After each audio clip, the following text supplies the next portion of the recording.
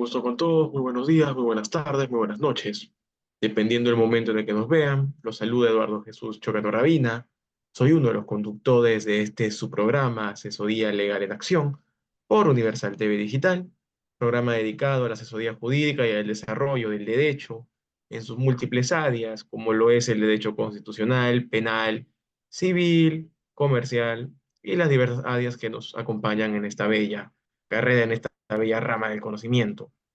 En esta oportunidad, quien nos acompaña es la doctora Jenny Judith Chilón Carrasco, quien en lo largo de su extenso CV vale hacer una breve mención. Voy a mencionar algunos datos relevantes del mismo.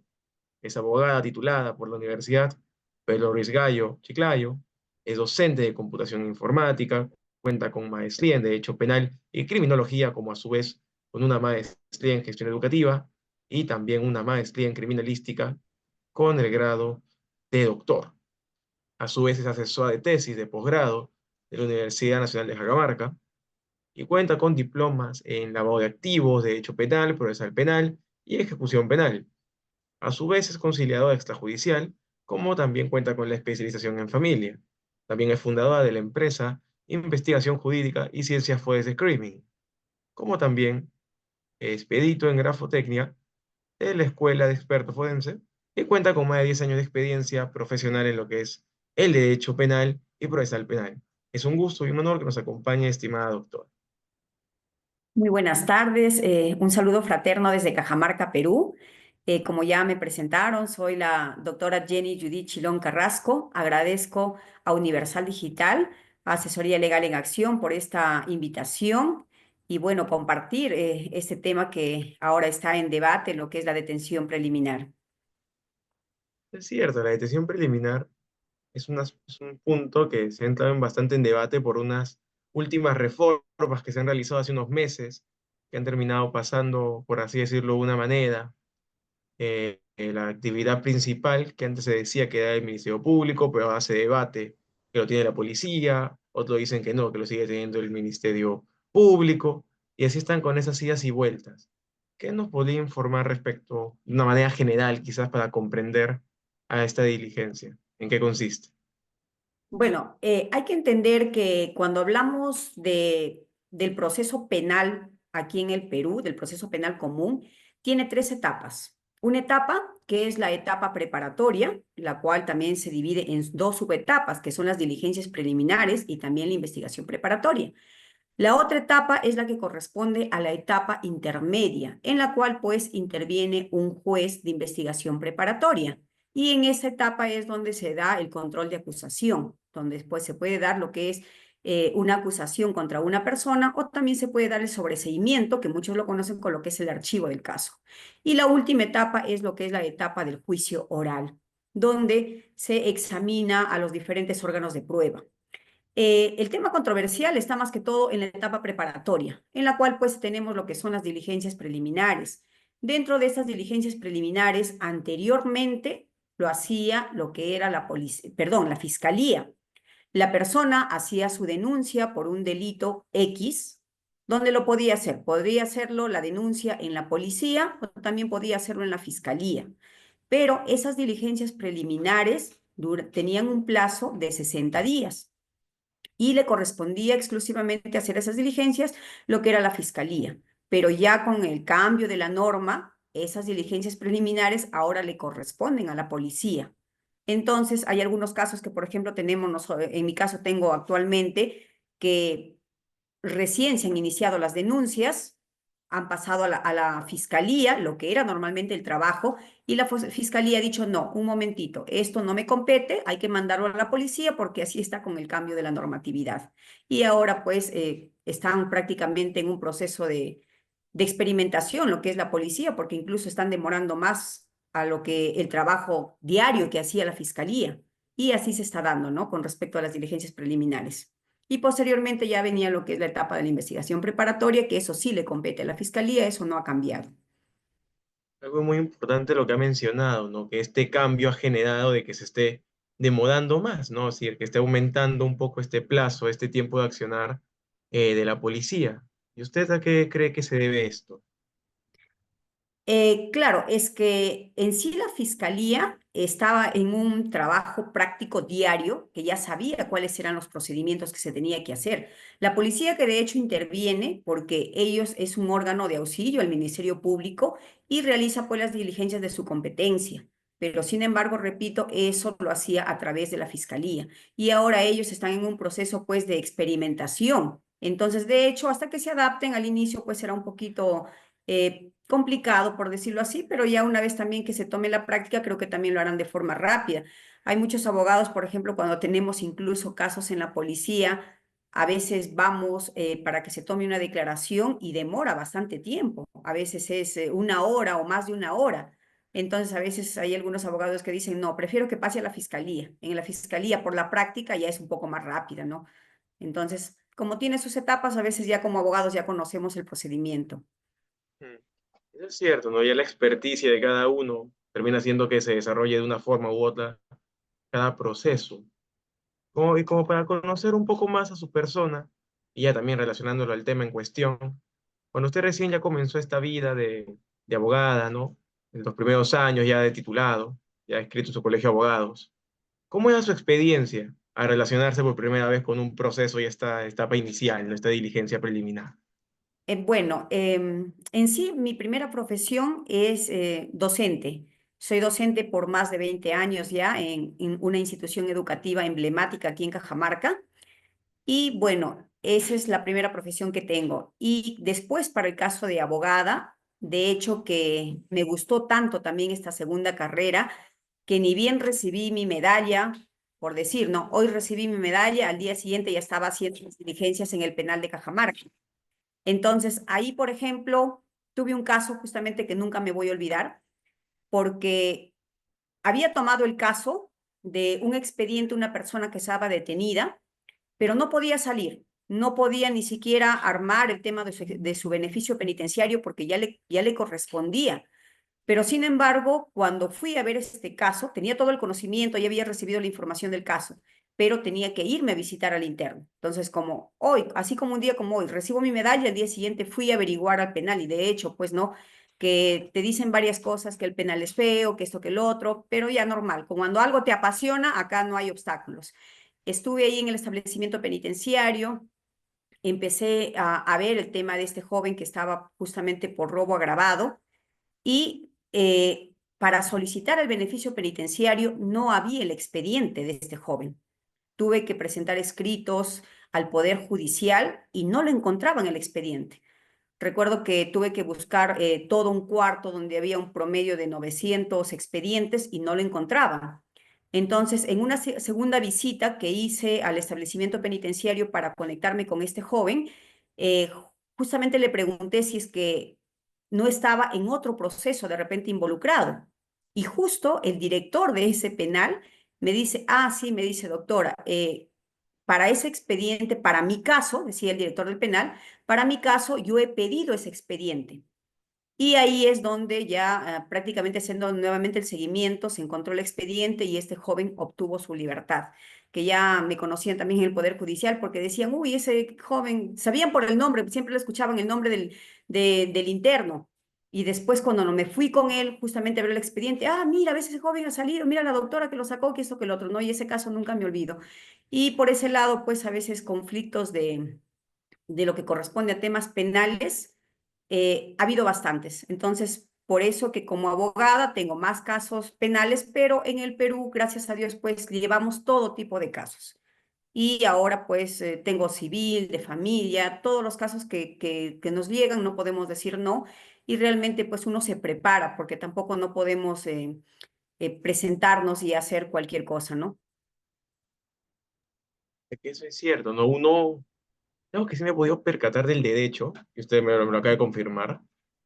Inicialmente vamos por un área quizás porque es la que más nos llama, la que más nos interesa, pero al final van llegando diversos temas, van llegando diversos casos. Puedes comenzar en penal, luego llega tal vez un tema de familia, llega un tema de civil, hasta un tema notarial quizás, de la nada nos puede llegar un par de temas con partidas registrales y una sucesión intestada, por dar un ejemplo. Frente a estas situaciones, ¿usted cómo las ha podido manejar? Gracias a Dios, gracias a los casos que se han ido presentando, un abogado tiene que estar sumamente preparado. Y es justamente por la competencia que incluso hay ahora para nosotros poder presentarnos a otras ofertas laborales, es de que uno tiene que estar preparado. Es por eso que mi persona se ha dedicado a estudiar bastante, uno, a estudiar lo que son las maestrías tanto en educación como en criminalística. Otro, a estudiar también temas de criminalística, porque como abogados lo requerimos. Hay muchos casos que dentro de las diligencias preliminares muchos abogados desconocen, pero cuando uno ya conoce lo que es la escena del crimen, conoce el tema de algunas pericias, cómo se debe desarrollar, y nosotros vemos esos errores, a nosotros como abogados nos ayuda. Y como digo, pues un abogado tiene que estar sumamente preparado, y eso es en mi persona, ¿no? O sea, tengo que estar en constante estudio y de diferentes materias. Y eso nos ayuda para poder hacer bien, resolver bien, para poder, como se dice, ganar el proceso, porque eso es lo que se quiere. Pero también, claro, hay casos donde sabemos cómo está la situación, que realmente, por ejemplo, en el caso que nos contrate una persona por un delito de robo agravado, de hurto agravado, si esa persona está totalmente implicada, las pruebas están ahí, sería mentirle que va a salir, ¿no? Tuve justamente un caso de, también por un caso de robo agravado, donde me contrata la persona y revisando el expediente, pues habían pruebas que él era el responsable. Entonces, esta persona estaba con una prisión preventiva. Entonces, diciéndole las cosas claras, porque eso es lo que hacemos pocos abogados, decir las cosas tal cual, y le digo, bueno, mira, acá lo que te corresponde es acogernos a un beneficio en la cual se conversa con el fiscal dentro del marco de lo legal y pues le dan un beneficio para que le puedan reducir la condena, como es una terminación anticipada. Y la pena pues era un promedio para que le reduzcan con una pena de 8 años. Y me dijo, no, doctora, me dijo, me consigo otro abogado. Bueno, normal, eso a veces nosotros cuando decimos la verdad nos van a dejar de hecho. Y se consiguió otro abogado, después recuerdo que me fui después de 2 años y de nuevo lo vi al mismo joven y me dijo, doctora, me dijo, para que vea mi caso, a ver qué pasó. Ya me sentenciaron a 15 años y había pasado a sala y había pasado a Supremo. Entonces, son pocos los abogados que a veces decimos la verdad y perdemos casos, pero así tenemos que caracterizarnos, decir la verdad porque eso es nuestra profesión. Muy bella reflexión y es algo que es cierto lo que usted dice, no muchos abogados lo mencionan. Esa honestidad, ¿no? El no prometer algo imposible. Y es que es cierto, llegan casos, llegan clientes, llegan situaciones que ya tú sabes que el hecho lo ha cometido. O sea, tú ves las pruebas y no tienes alguna forma de cómo poder negar los cargos que se le imputan. Y ahí vamos a esos mecanismos que usted menciona para buscar una medida alterna, buscar esos mecanismos para reducción de pena, para poder buscar lo más conveniente para beneficio del mismo. Y como también menciona, hay clientes que no nos creen, como usted acaba de dar un ejemplo. ¿Y cómo lidia con ese tipo de situaciones usted? Bueno, siempre se presentan, ya conocemos a todo tipo de clientes, pero yo siempre trato de explicarles de la mejor manera, de forma detallada y gracias a Dios en el tiempo he tenido un montón de clientes y ellos son los que transmiten de que el abogado cumple con su trabajo y me vuelven a traer otros clientes. A veces ya no hay tiempo ni para atender en oficina, solamente por teléfono para agendar las citas. Y sí, gracias a Dios me ha llegado todo tipo de casos y hasta ahora, que en este mes de enero estoy sumamente saturada con los casos, gracias a Dios. Eso es lo bueno, que como se divide en el derecho cuando uno se dedica, más como en su caso, que entiendo que se dedica a la vida de bueno, mayor de su tiempo a la vida del abogado litigante, no del abogado independiente, que va buscando los casos, bueno, aunque en su caso le llegan los casos, mejor que esa situación no puede haber. Y buscando ya retornar un poco al tema de conversación, que son las diligencias preliminares, ¿a usted qué opinión le merece esta modificación que se realizó, no? Porque han habido dos grandes posturas, por así decirlo, en lo que es la doctrina y las entrevistas de esta materia, que es que se debería retornar netamente todo el Ministerio Público, tanto que hasta si no me equivoco, ellos mismos mencionaban que plantean hacer una demanda de inconstitucionalidad en contra de esta ley, o lo que dicen, que está bien que lo tenga la policía, porque finalmente es como retornado un poco al modelo anterior, que también se encontraba con la Constitución del 93, ¿no? O ¿qué postura tiene al respecto? Claro, yo pienso que ahí no debía cambiarse. Creo que ya la fiscalía en todo este tiempo ha hecho un buen trabajo con apoyo de la policía y creo que ya por la misma práctica ellos sacaban rápido los procesos. Entonces, en mi opinión, creo que debió quedarse ahí. No creo que ya haya un cambio para que se retorne, pero en mi opinión debía quedarse con la fiscalía para que haga las diligencias preliminares y continuar a la siguiente etapa, que es la investigación preparatoria. Ese es por un lado un cambio. El otro cambio, por ejemplo, es también la ley de la 32.181, que prácticamente deroga el artículo 261, lo que es el numeral A, que en este caso, pues, eran los temas en los casos que no había el tema de flagrancia. O sea, se hacía la detención de una persona, pero esa detención de la persona, de hecho, que había previa investigación de la fiscalía. Y la fiscalía, una vez que individualiza a la persona, solicita al juez de investigación preparatoria esa detención preliminar. Claro, de hecho que tiene que haber elementos de convicción para que pueda pues realizar, como se dice, su trabajo y posteriormente venga una prisión preventiva. Pero en este caso, al derogarse ese literal A, que realmente pues antes era la detención solamente en temas de flagrancia, o en los casos que no había flagrancia, que es lo que establece este numeral, el 261 del Código Procesal Penal, lo que es el literal A. Pero realmente al derogarlo ese artículo, prácticamente pues hay un montón de personas que si en este momento lo detienen, por ejemplo, yo como abogada, ¿qué voy a hacer? Voy a decir que es una detención ilegal y de hecho que la norma me ampara. Entonces, si lo tienen detenido, ¿qué puedo presentar? Puedo presentar un habeas corpus.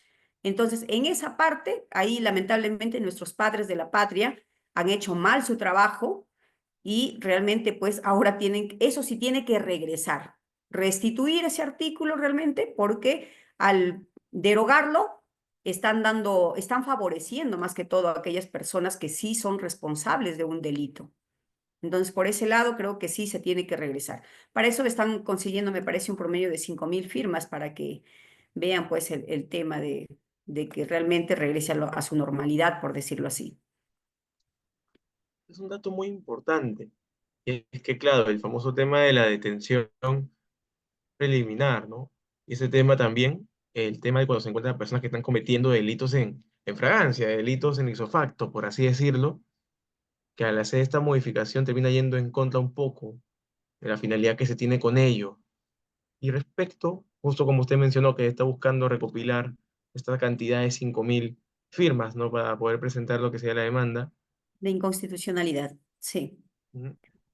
Correcto. Exactamente, ¿usted cómo cree que se podría plantear esta demanda? Lo comento porque han habido muchas posturas respecto a cómo se podría llevar una demanda contra esta ley. Bueno, esa demanda incluso lo pueden hacer los colegios profesionales. Mi caso, por ejemplo, yo pertenezco al Colegio de Abogados de Cajamarca, pero lo puede hacer cualquier colegio que la ley lo faculta. Entonces, se reúne un promedio de 5.000 firmas y se tiene que hacer lo que es este amparo, porque es un amparo en la cual se tiene que solicitar lo que es la inconstitucionalidad de esa demanda y hacer los fundamentos correctos, pues, ¿no? ¿Por qué se está vulnerando? Y en este caso, sí es una ley que favorece, pero favorece a aquellas personas que son responsables de un delito, pero realmente dentro de lo que es el sistema de justicia no está favoreciendo el correcto funcionamiento, pues, ¿no? De la norma, ¿no? Ya no se va a realizar, como se dice, las diligencias preliminares como corresponden, sino en este caso, si es que se detiene a una persona, sí, la ley establece en el caso de flagrancia, pero lo que se ha derogado es en los casos de no flagrancia. Entonces, la detención, por ejemplo, aquí en el Perú, que cambió también porque antes era 24 horas, cambió a 48 horas. Entonces, hay casos pues donde se amplían, que algunos sí son abusos, ahí sí corresponde pues también el tema de un amparo, que es un amparo, lo que es un habeas corpus. Pero realmente, como repito, mi persona no está de acuerdo también, como muchos de los penalistas que somos en el Perú, realmente esto no favorece el sistema de justicia. Lo que favorece es a aquellas personas que son responsables de un delito. Esa es mi Compre- posición. No, comprendo, es sumamente interesante porque algo que me apasiona este tema, lo que me he podido percatar con el paso de los meses, es que un gran conjunto de abogados como, bueno, como usted, plantea esa noción. y nos termina dejando con la reflexión de por qué el Congreso se mandó con estas modificaciones, cuando al final las personas que terminan ejerciendo y buscando la aplicación de estas leyes, que terminan siendo los abogados, no lo han visto favorable. Y es como que deja un poco de reflexión ese aspecto de la relación del legislativo con bueno, con la población en general, ¿no? Y en este caso, la población profesional que termina ejerciendo. ¿Cómo ve esa situación? ¿Usted considera que lo que sería el tema del legislativo toma en cuenta en este caso los abogados al momento de plantear sus leyes o considera que los tiene apartados más bien? Claro, en sí los abogados, de hecho, que somos muchos, pero muy pocos tienen la participación directa para ver estos temas de la creación de normas. Nuestros padres de la patria, lamentable, hay muchos, uno que no son abogados, otros que no viven la realidad para que realmente puedan hacer esos cambios, esas modificaciones. Entonces, no están acorde con el día a día de la realidad. Entonces, en mi caso, como menciono, pues no estoy de acuerdo con esta ley, que es la ley 32.181, en la cual deroga este inciso del artículo 261 del Código Procesal Penal. Entonces, nos afecta terriblemente.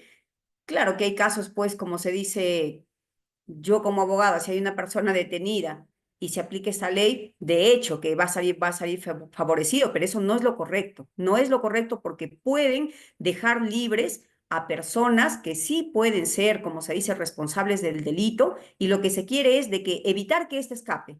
Y para ello está la detención, que es la detención preliminar, que tiene un plazo pues de 7 días y en el caso solamente de crimen organizado, pues tienen un plazo de 15 días. Perfecto, comprendo. Y ahí con esta última modificación que se ha realizado, ¿usted ha tenido algún caso donde ha tenido que aplicar este supuesto o algún caso cercano que se ha podido ver este supuesto? Por el momento no, pero sí he escuchado de algunos colegas que, como les digo, depende a quién defendemos, pues, ¿no? Si defendemos en este caso, que es a la parte imputada sale beneficiada. Aquí más que todo, bueno, sí hay detenciones, pero la mayoría son casos a veces en flagrancia. Aquí en Ah, Cajamarca, por ejemplo, ya entramos a lo que es las fechas, las festividades de los carnavales, y sí, a lo que sí hay bastantes accidentes de tránsito, porque a veces conducen en estado de ebriedad y los detienen, pues no, pero es lo correcto. Entonces, ahí en esos casos no son delitos fuertes. Lo que hacemos ahí es que la persona se acoja a un principio de oportunidad, que pague su reparación civil. Y de hecho, pues si es que no causa accidente, también se le viene, por ejemplo, una papeleta que puede ser hasta la M1 cuando ocasiona accidente, y ahí incurre lo que es la inhabilitación definitiva de su licencia de conducir. Más que todo hay esos casos de conducción, pues que son los de las personas detenidas. Después casos graves, cuando hay casos de organizaciones criminales, pero hay que tener en cuenta que cuando hay esos casos, viene todo un proceso de investigación que en algunos casos va hasta 2 años de investigación que se lo hace por servicio de inteligencia. Y ya cuando ya tienen toda esa información con los elementos de convicción, ahí empiezan ya a detenerlos y posteriormente piden lo que es la prisión preventiva, que esa es ya otra figura, pues no es otra medida cautelar personal, pero ahí, por ejemplo, la detención, en este caso la prisión preventiva, perdón, es por un plazo de 9 meses o la cual puede ser ampliado según el delito.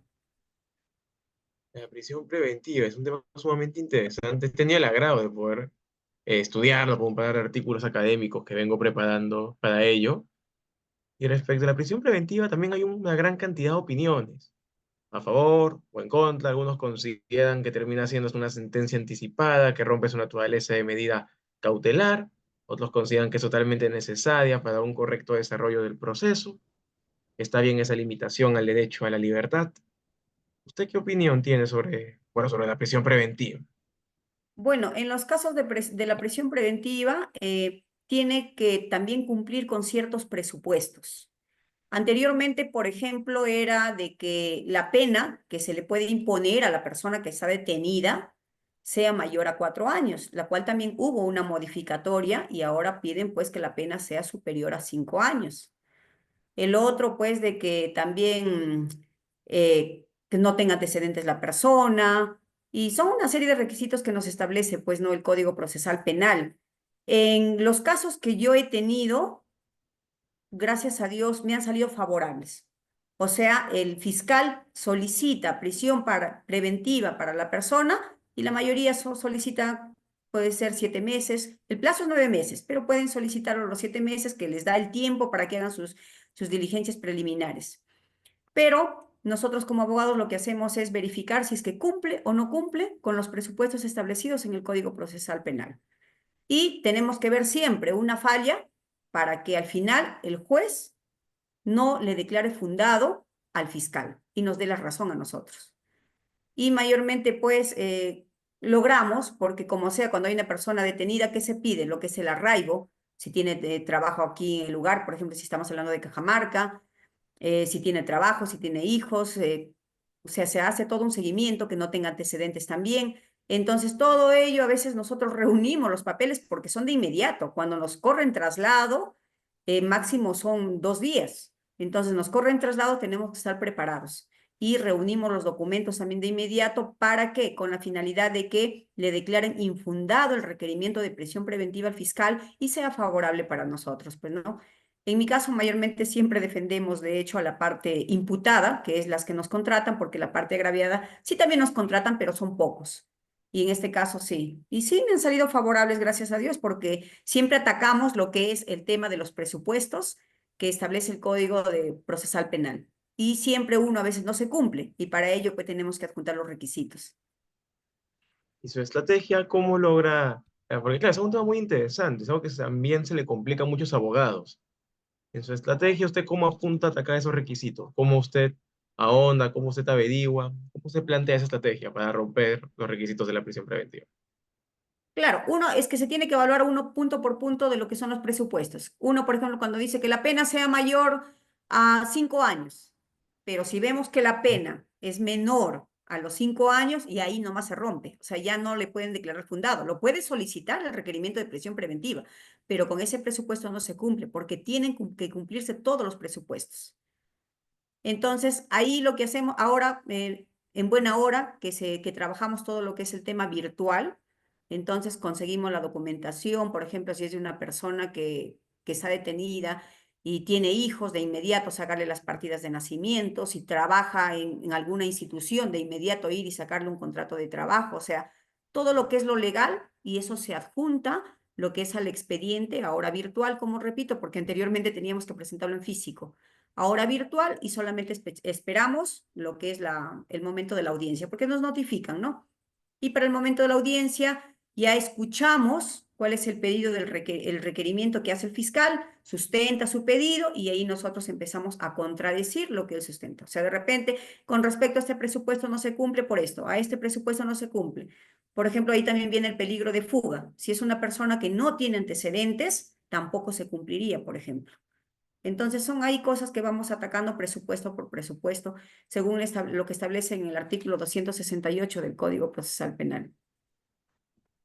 Perfecto, qué interesante, porque, sin mentirle, yo recién he egresado hace un par de meses y el tema de la prisión preventiva es algo que siempre se ha complicado, por lo menos para los estudiantes. El comprender cómo lograr quebrarla, así le decimos nosotros, ¿no? Romper los presupuestos, quebrar algún presupuesto.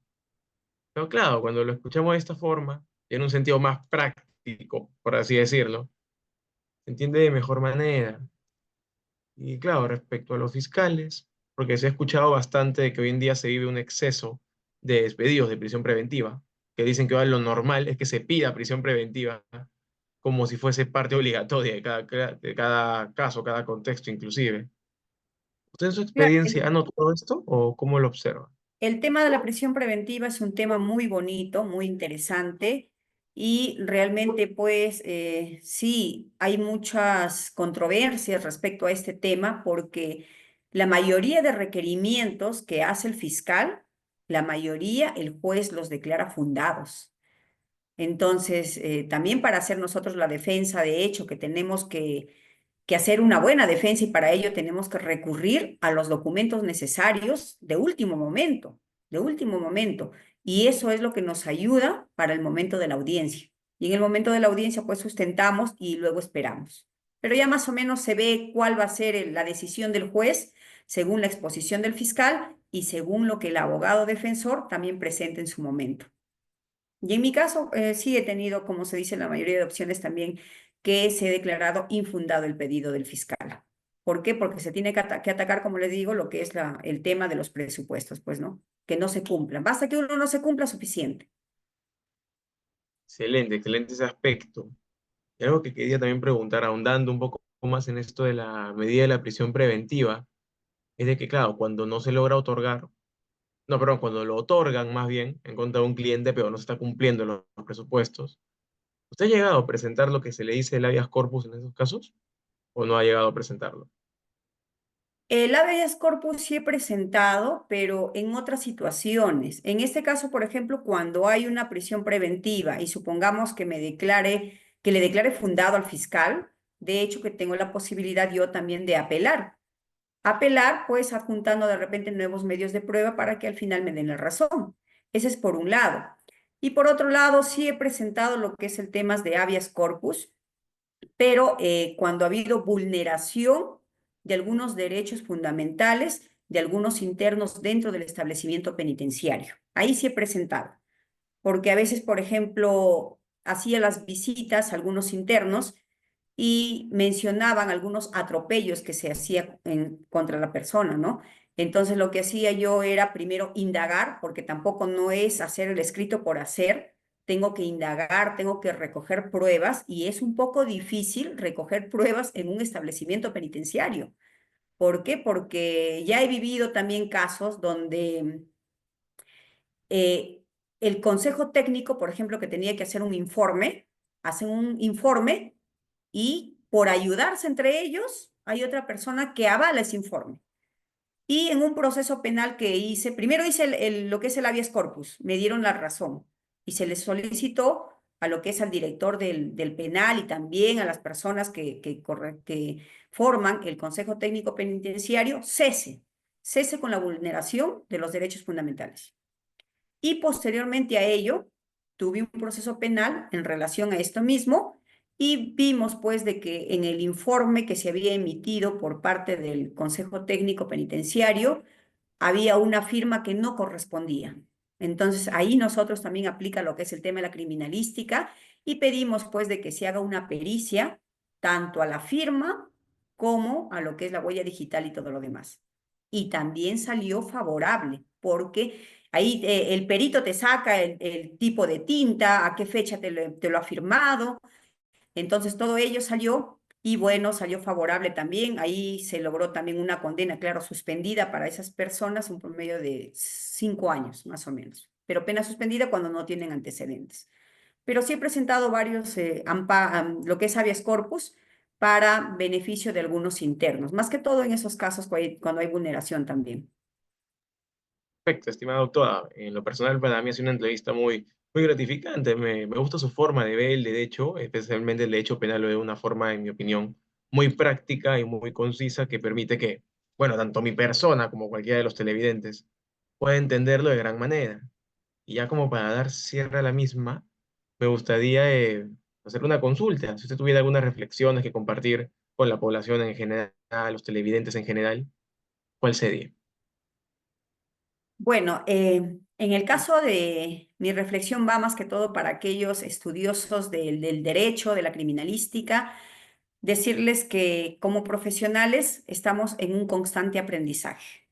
Cuando algo te apasiona, estudia, estudia, estudia y estudia, porque realmente nosotros, las normas van cambiando, pero cuando tú estás actualizado, estás en el constante estudio, realmente los casos difíciles se vuelven simples. Entonces, eso es más que todo decirles que aquellas personas que si les apasiona el derecho, les apasiona la criminalística, no esperen de repente que estén estudiando algo para dedicarte. Por ti mismo, empieza a estudiar porque eso te va a ayudar bastante a hacer que todo lo que es complicado se vuelva simple. Ese es mi mensaje. Gracias. Muchísimas gracias, estimada doctora, por sus palabras. Ha sido un mensaje bastante inspirador, de hecho. Me ha gustado ese mensaje de si te gusta algo, lo estudias, lo aprendes. Y bueno, eso ha sido todo por esta transmisión, por este programa Asesoría Legal en Acción, en esta edición, esta nueva edición, Universal TV Digital. Esperemos que nos puedan acompañar en siguientes ediciones. Una vez más, reitero los agradecimientos a la doctora Jenny Judith Silón Carrasco, una gran profesional, y esperamos que nos acompañen en otra oportunidad. Un gusto con todos. Muchas gracias, Eduardo. Saludos con todos. Gracias, Asesoría Legal en Acción. Y yo gustosa de poder participar en posteriores entrevistas. Muchas gracias y gracias a todo el equipo de Asesoría Legal en Acción. Gracias y saludos desde Cajamarca, Perú.